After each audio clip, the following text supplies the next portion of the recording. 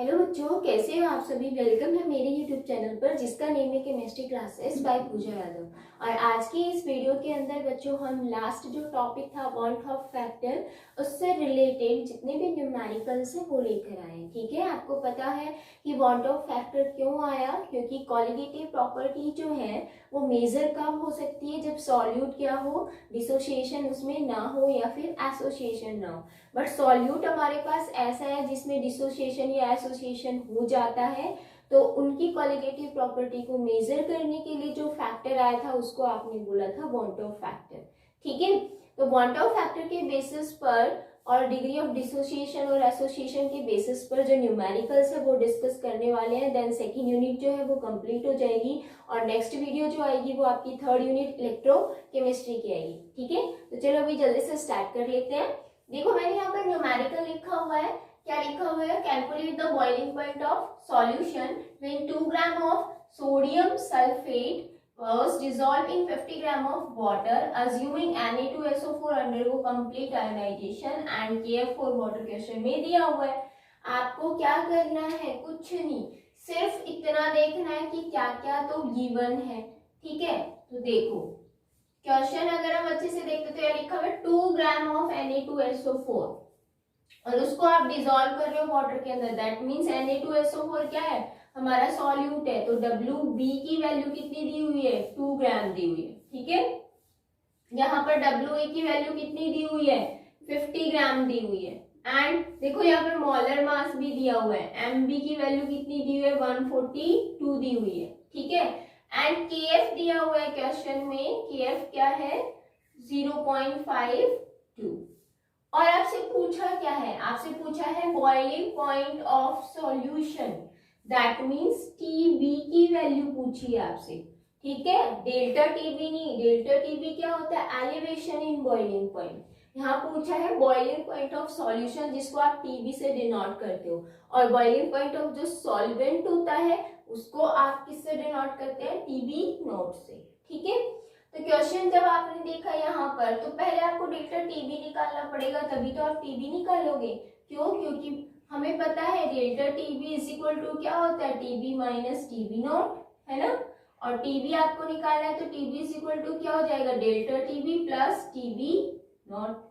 तो यहाँ पर TB नॉट की वैल्यू आपको पता है, क्योंकि TB नॉट क्या है, प्योर सॉल्वेंट का बॉइलिंग पॉइंट है, और सॉल्वेंट यहाँ पर क्या है, वाटर। वाटर का बॉइलिंग पॉइंट कितना होता है, 100 डिग्री सेल्सियस। ठीक है, तो उसको आप केल्विन में चेंज कर लेना। तो यहाँ पर आपको डेल्टा TB निकालना पड़ेगा, और डेल्टा TB निकालने के लिए हमें पता है क्या होता है, KB इंटू मोलेलिटी, मतलब WB into 1000 divided by MB into WA, यही होता है ना। लेकिन अब एक छोटा सा ट्विस्ट क्या है, नीचे देखो एक लाइन लिखी हुई है, assuming Na2SO4 undergo complete dissociation या आयोनाइजेशन, कंप्लीट आयोनाइजेशन हो रहा है इसमें। तो जब भी ये वाली लाइन आ गई इसका मतलब जो हमारा सॉल्यूट है वो क्या हो रहा है, आयोनाइज्ड हो रहा है, टूट रहा है, डिसोशिएट हो रहा है। तो उस केस में हम क्या लेते हैं, मॉडिफाइड कोलिगेटिव प्रॉपर्टी। तो मॉडिफाइड क्या होगी, एलिवेशन इन बॉइलिंग पॉइंट, वो यहाँ पर क्या आ जाएगा, I इंटू कर दोगे। ठीक है, अब आप ये कहोगे I की वैल्यू तो हमें क्वेश्चन में दी हुई नहीं है, तो I की वैल्यू में निकालनी है, वो हम कैसे निकालेंगे। देखो यहाँ पर Na2SO4 जो है वो क्या हो रहा है, ब्रेक डाउन हो रहा है, तो आप लिखोगे Na2SO4 टूट रहा है, कंप्लीट आयोनाइजेशन हो रहा है, Na पॉजिटिव में टूटेगा और SO4 2 नेगेटिव के अंदर टूटेगा। ठीक है, अब बैलेंस कर लो, Na कितने हैं, 2, मतलब सोडियम 2 है तो यहाँ पर 2 लिख दो आगे। क्लियर, SO4 एक ही है तो ये एक ही रहने दो। अब इसमें आपको क्या निकालना है, I की वैल्यू निकालनी है। I की वैल्यू क्या होती है, observe colligative property divided by theoretical colligative property. अब ऑब्जर्व क्या किया, कितने आयन बने, देखो 2 तो Na पॉजिटिव के बने, एक SO4 2 नेगेटिव का बना, टोटल कितने बने, 3 बने। ठीक है, और यहाँ पर कितने हैं, पूरा एक मॉलिक्यूल है, डिवाइड करोगे 1 से आना 3 है, तो I की वैल्यू कितनी आ गई, 3 आ गई। तो हमें I की वैल्यू भी पता चल गई। अब I की वैल्यू भी इसमें पुट कर दो, तो delta TB is equal to क्या हो जाएगा, 3 इंटू KB की वैल्यू कितनी है, 0.52 इंटू WB की 2, 1000। ठीक है, एंड डिवाइडेड बाय क्या करोगे 142 इंटू 50।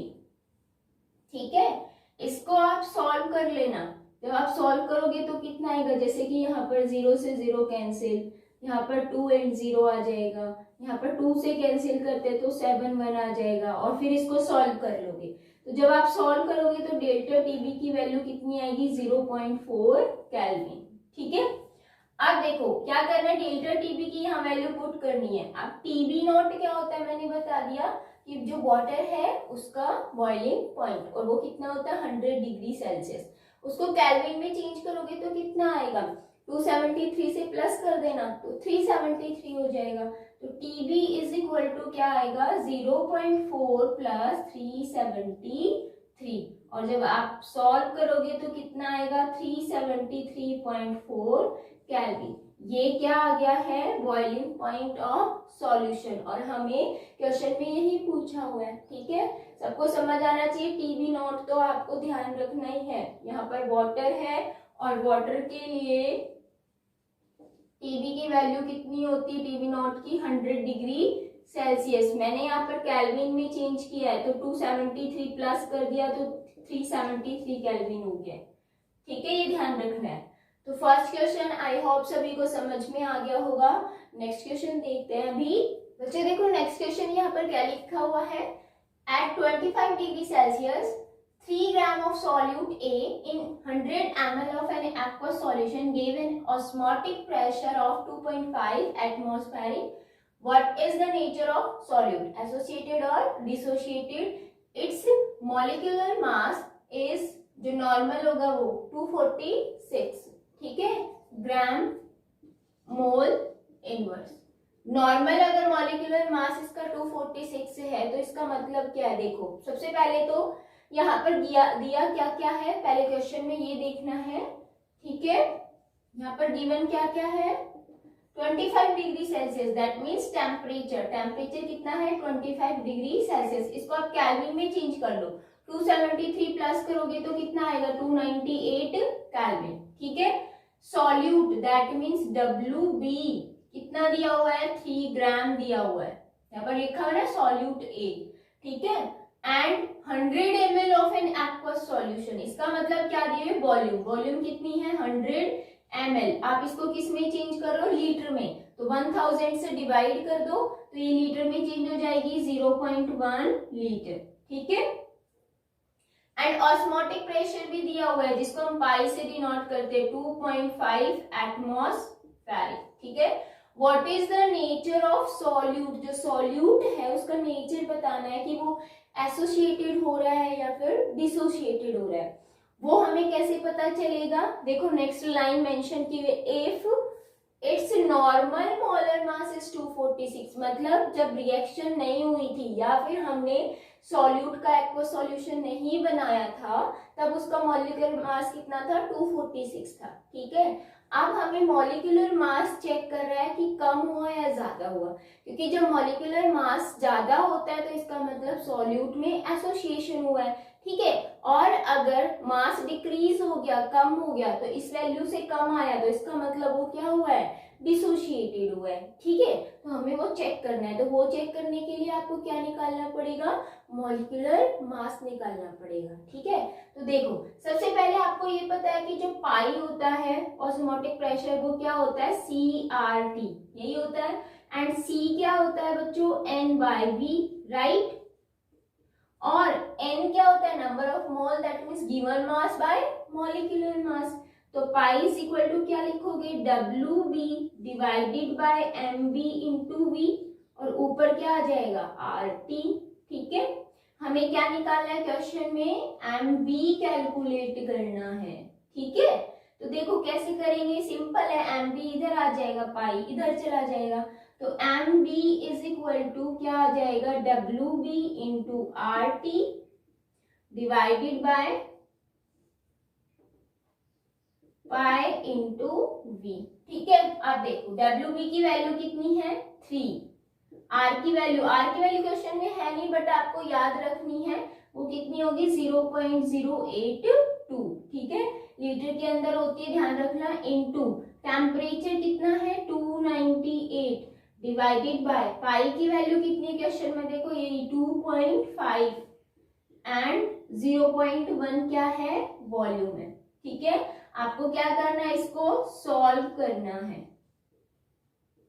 ठीक है, सारे बच्चे सॉल्व करेंगे इसको, और जब आप सॉल्व करोगे तो जो इसका आंसर आएगा वो कितना आएगा वो आप देखोगे कि एसोसिएशन हो रहा है या फिर डिसोसिएशन हो रहा है। ठीक है, तो जो इसका आंसर सॉल्व करने के बाद निकलेगा वो कितना निकलेगा, वो निकलता है 293.16 ग्राम मोल इनवर्स। आप देखो बच्चों यहाँ पर 293 आया है और यहाँ पर कितना था नॉर्मल मॉलिक्यूलर मास 246, इससे क्या आ रहा है, ज्यादा आ रहा है। इसका मतलब जो आपका सॉल्यूट है वो क्या हुआ है, एसोसिएटेड हुआ है। ठीक है, तो हम ये कहेंगे सॉल्यूट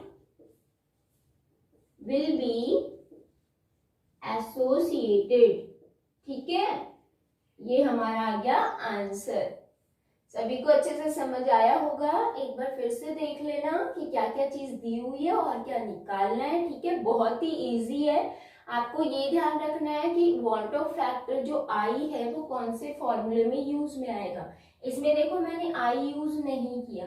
ठीक है, क्यों नहीं किया, क्योंकि इस क्वेश्चन में ये नहीं दिया हुआ कि जो हमारा सॉल्यूट है वो कंप्लीटली आयोनाइज्ड हो रहा है। ठीक है, सिर्फ पूछा है ये कि नेचर क्या होगा, एसोसिएट हो रहा है डिसोसिएट, मॉलिक्यूलर मास से निकाल रहे हैं, इसीलिए हमें मॉडिफाइड कॉलिगेटिव प्रॉपर्टी यूज नहीं करनी है।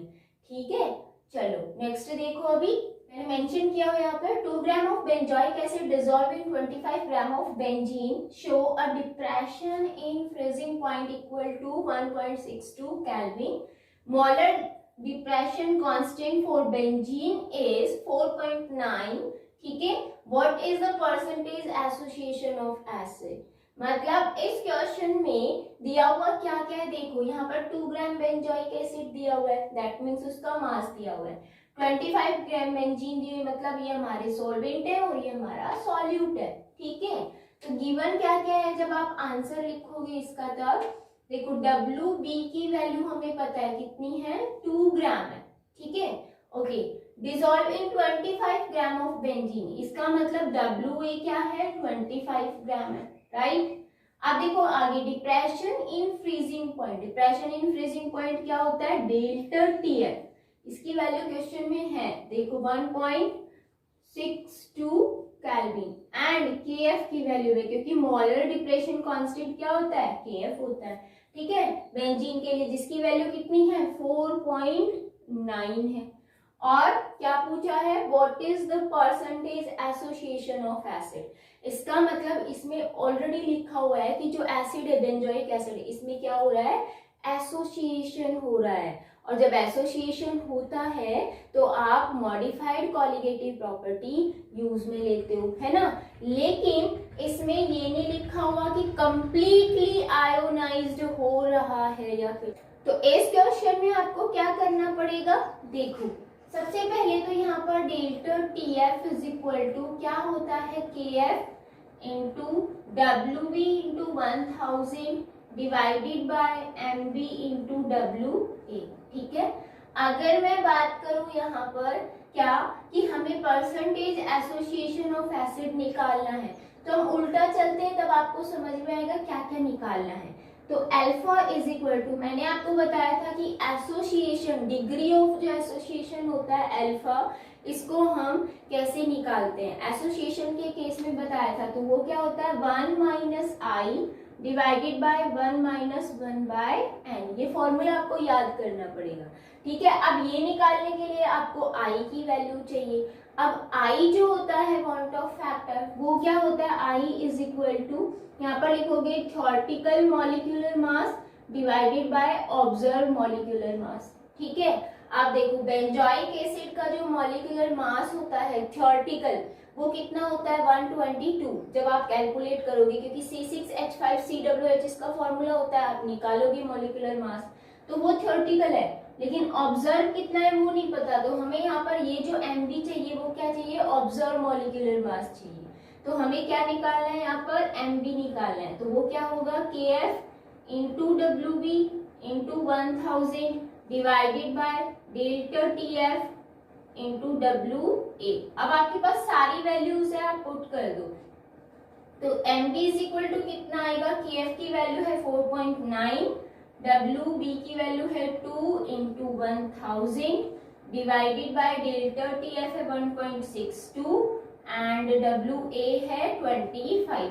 ठीक है, आप ये कैंसिल करोगे तो 40 आ जाएगा। ठीक है, यहाँ से ये करोगे तो 0.81 आ जाएगा। और फिर आप जब इसको सॉल्व करोगे M B is equal to, तो कितना आएगा 241.97। ठीक है, ये क्या आ गया है, मॉलिक्यूलर मास आ गया। कौन सा, ऑब्जर्व वाला।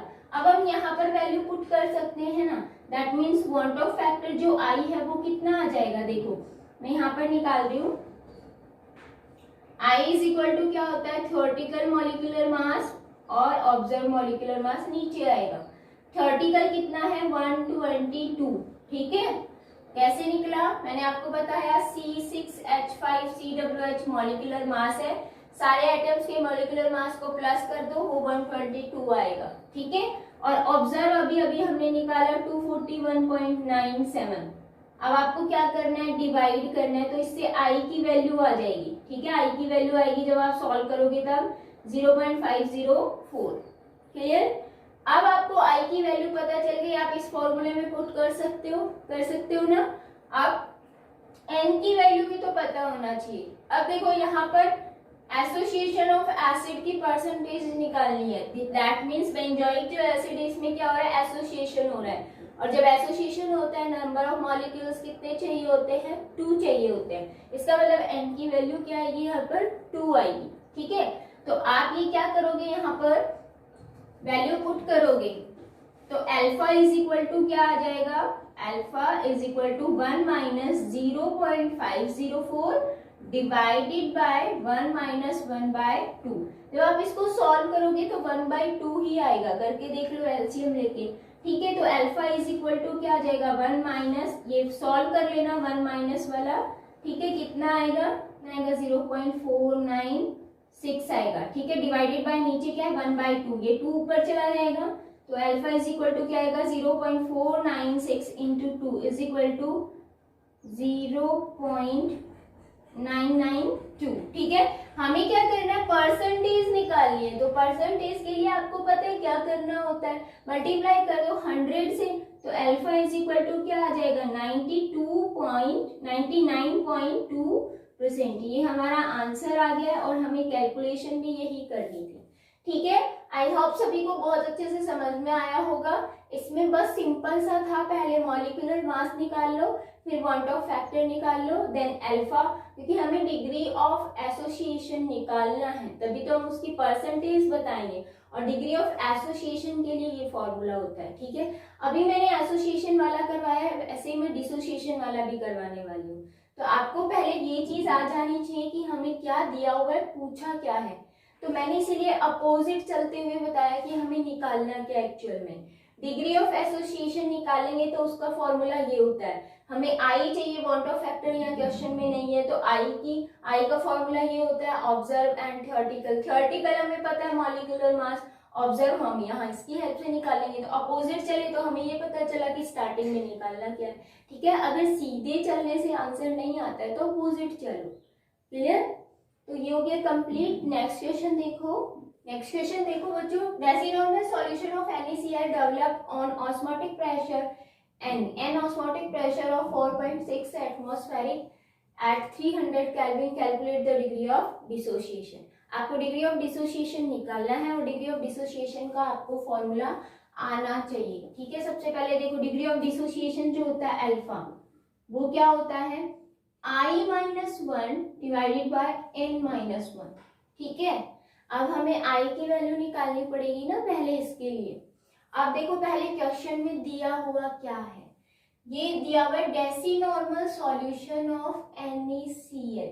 ठीक है, अब यहाँ पर जो NaCl है उसका डेसिनॉर्मल सॉल्यूशन। अब इसका मतलब क्या होता है डेसिनॉर्मल का, डेसिनॉर्मल का मतलब ये होता है कि आपके पास जो सॉल्वेंट की अमाउंट है उसमें जो सॉल्यूट प्रेजेंट होगा वो सॉल्वेंट के कंपेयर में 1/4 होता है। ठीक है, जैसे मैंने आपसे ये कहा कि आपके पास 1000 लीटर क्या है, वाटर है।